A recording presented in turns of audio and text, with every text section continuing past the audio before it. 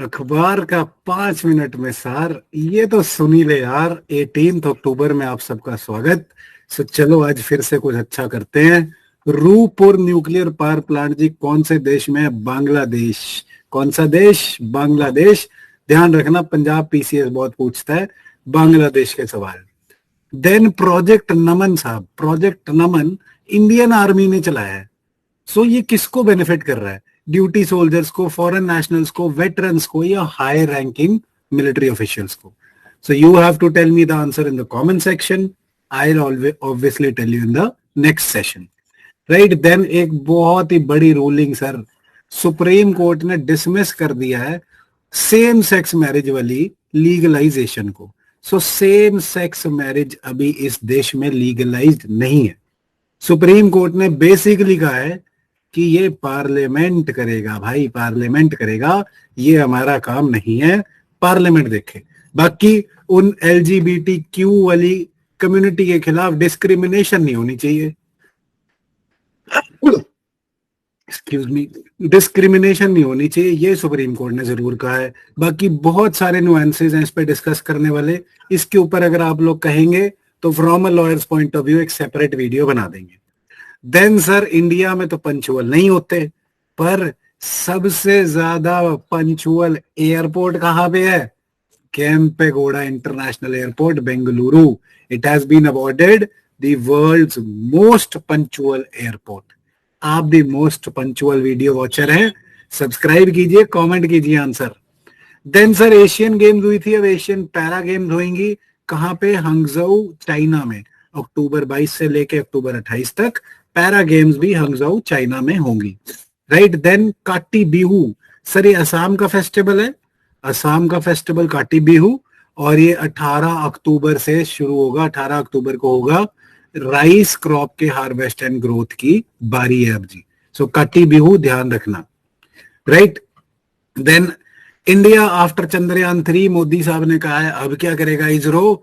2040 तक तो हिंदुस्तानी आदमी को मून पे पैर रखवा देगा, हिंदुस्तानी एस्ट्रोनॉट मून पे पहुंच जाएगा। और उससे पहले 2035 तक अपना खुद का स्पेस स्टेशन बना लेंगे। पहले इंटरनेशनल स्पेस स्टेशन था, अब चाइना ने अपना भी स्पेस स्टेशन बना लिया है, तो हम कैसे पीछे रह जाए भैया? इसरो है हम, इंडिया है हम, नंबर 1 पे रहेंगे और अपना स्पेस स्टेशन खुद बनाएंगे। राइट, देन यार ऐसे ऐसे सवाल बहुत बार आ जाते हैं, अपने को पता नहीं होता। ये टूना टेकरा आ गया, पेपर में आया, और ये कहां से आया? So Tuna Tekra is all weather deep draft terminal, जिसको अभी बिल्ड करने के लिए इनॉग्रेट करा है। कहां पे होगा जी? ये दीन दयाल पोर्ट अथॉरिटी बनाएगी गुजरात में। Right, so Tuna Tekra is in Gujarat, ये ध्यान रखना, पेपर में आ गया तो मेरी बात याद रखना है। कहां से आया? यहां से आया, ध्यान रखना इस चीज को। देन सुप्रीम कोर्ट ने अपनी रूलिंग में, चीफ जस्टिस ने बोला था, माना नहीं गया, मिनॉरिटी जजमेंट मानी गई, बट बोला कि मैरिज की जगह सिविल यूनियन का हक दे दो। राइट, सो कई कंट्रीज में ना सेम सेक्स मैरिज अब लीगलाइज्ड है, अब अलाउड है। उससे पहले क्या करा था इन्होंने?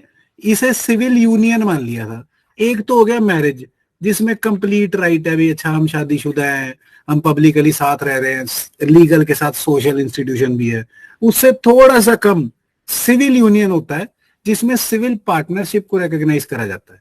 मैरिज से थोड़े से कम हक होते हैं। फॉर एग्जांपल ज्यादातर नेशन में यह है कि भाई जो सिविल यूनियन में रह रहे हैं, बाकी सब कुछ हक है उनके पास, प्रॉपर्टी, इनहेरिटेंस एक्सेट्रा, एक चीज छोड़ के कि चाइल्ड को अडॉप्ट नहीं कर सकते। तो इंडिया के रूलिंग में भी ये बात हुई थी, बट अभी इसे मान्यता नहीं दी गई। सो सिविल यूनियन क्या है?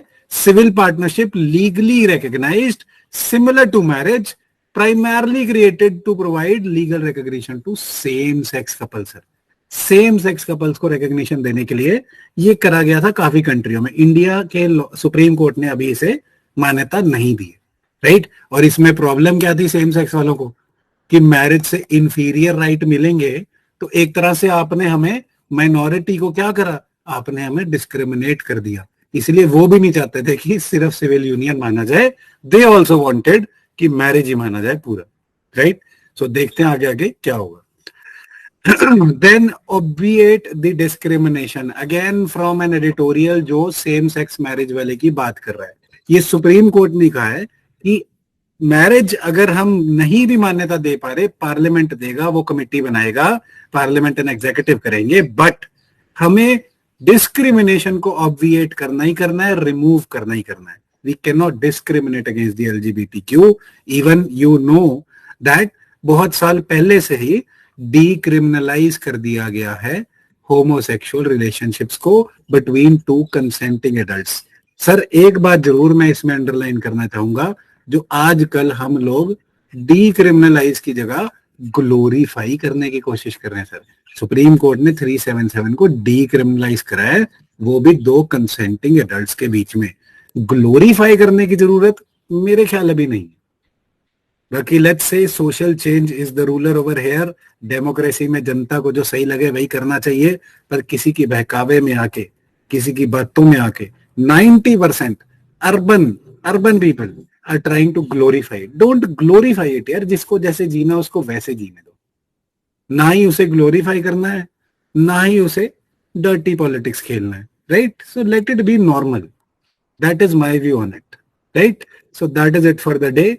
अखबार का 5 मिनट वैसार ये तो सुनी ले यार. Thank you so much. जय हिंद.